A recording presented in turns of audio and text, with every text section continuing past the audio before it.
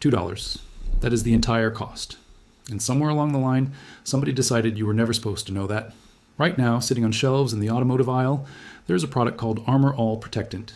You have seen the black container before. Maybe you already own one. It sells for around $12 to $15 per tub, and every single year, tens of millions of those containers disappear off store shelves. But here is the part nobody talks about. The active ingredient doing most of the cosmetic work inside that product is a silicone-based oil. And the version that matters here, food-grade mineral oil, costs somewhere between $2 and $4. For a bottle large enough to restore every faded plastic surface on your vehicle, your patio furniture, your kitchen appliances, and still leave enough behind for the next round. The automotive appearance industry generates more than $11 billion annually according to Grandview Research. A $2 bottle of common household oil that solves the same problem those products only temporarily hide is not just inconvenient for that industry. It threatens the entire model, because this changes everything. Stay with me, because there are 4 things you need to understand. First, what mineral oil actually does to oxidized plastic at the microscopic surface level, and why it succeeds where most sprays fail. Second, why it lasts months longer than silicone coatings and petroleum-based detailers that fade after only a few weeks. Third, how to turn this into a complete 2-step restoration system at home for less than $5 total. And fourth, the part nobody explains, how to intentionally reset and reoxidize the surface before every new application so the oil penetrates deeper each cycle instead of building into a greasy film that eventually peels and fails. That last detail changes the entire equation. Because the automotive appearance market does not survive on one-time buyers. It survives on repeat customers. The person who sprays the trim, watches it turn dark and rich for 3 to 6 weeks, then comes back when the gray haze returns. According to IBIS World Industry data on automotive aftermarket retail, that cycle alone is worth more than $3 billion annually in the United States. And the mechanism behind it is simple. Most silicone sprays sit on top of the oxidized surface.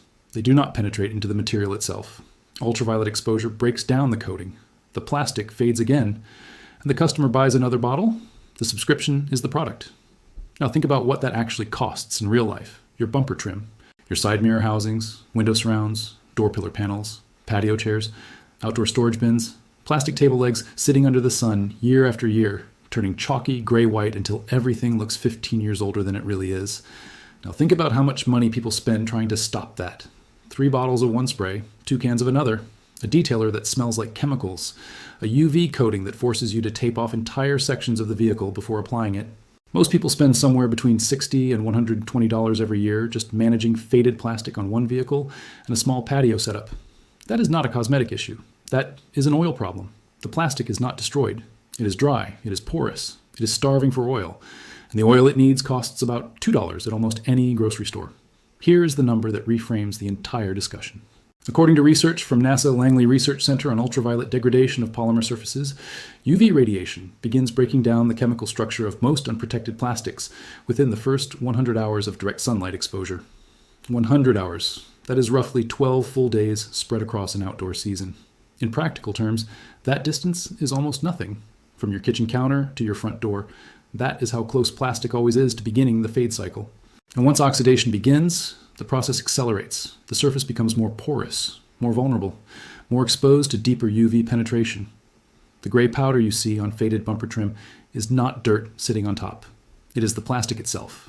The material is literally migrating outward and oxidizing into a white, chalky residue while sitting under sunlight day after day. You have watched this happen your entire life without realizing what you were seeing. Every wooden cutting board in a kitchen gets treated with mineral oil so it does not crack and dry out. Same principle. Every leather wallet, baseball glove, belt, or pair of boots you have ever conditioned relies on oil penetrating a porous surface to restore flexibility and color. Even human skin works the same way. When the outer layer becomes dry and chalky, it is because natural oils have been stripped away. The solution is always the same. Replace the oils. Plastic oxidation is no different. The surface becomes porous. The oils disappear. The material dries out. Mineral oil fills those microscopic pores again, and suddenly the gray haze vanishes because the surface stops scattering light through empty channels and starts reflecting it the way it did when it was new. And before we go any further, there is one mistake that ruins this entire process for most people, not at the end. At the very beginning, here is exactly what you need, and every number matters. 1 bottle of food-grade mineral oil. You will usually find it in the laxative aisle at a pharmacy or in the baking section of a grocery store. USP grade, unflavored, labeled safe for human consumption. That bottle normally costs between $2 and $4, and it contains enough oil to handle this process multiple times. You also need one bottle of isopropyl alcohol at 90% concentration or higher. That costs around $2 to $3 at most pharmacies or dollar stores. Then 2 microfiber cloths, the kind sold in 10 packs at hardware or auto parts stores for around $6 total, which means each cloth costs only about 60 cents. And realistically, most households already own them. If you already have microfiber cloths at home, your entire investment for this restoration system stays under $5. That is it. A spray bottle, warm water, 10 minutes of time. Start with a completely clean surface. Wash the plastic using warm soapy water in either your hand or soft cloth. Rinse everything thoroughly. This matters more than people think because oil applied over dirt traps contamination directly into the pores of the plastic. Dry the panel completely. Do not rush this part. Run your hand across the surface and feel for cool spots. Coolness means trapped moisture is still sitting inside the texture of the material. That trapped moisture is exactly what causes streaking, uneven dark patches, and the cloudy finish that makes people think the method failed. Then comes the step most people skip entirely. Take a clean microfiber cloth and wipe the entire surface down with isopropyl alcohol using firm overlapping strokes. This single step is the difference between a treatment that survives 3 weeks and one that lasts 4 to 6 months. Because the alcohol is not just cleaning dirt, it strips away the oxidized powder layer sitting on the surface, the white chalky residue that has been building up under sunlight for years. It opens the pores of the plastic, so the mineral oil can actually penetrate instead of floating uselessly on top. The alcohol evaporates fast, usually within about 90 seconds. And during that process, the plastic often looks even worse, duller, grayer, more faded. That is correct. That means the oxidized layer is finally being removed. Now comes the mistake that destroys the entire treatment for most people. They apply the oil too early. The alcohol surface still contains invisible moisture, the mineral oil lands on top of it, and instead of penetrating the pores, it sits above a microscopic film of water. The trim looks incredible for 3 or 4 days. Then the gray comes back. Sometimes the panel even develops a sticky residue that attracts dust and road grime. The fix is unbelievably simple.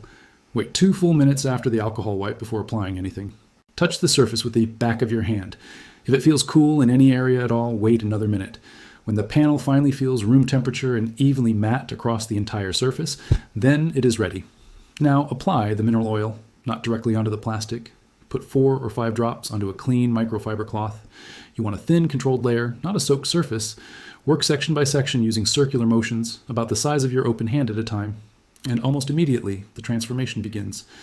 The faded gray disappears, the plastic darkens, the richness returns.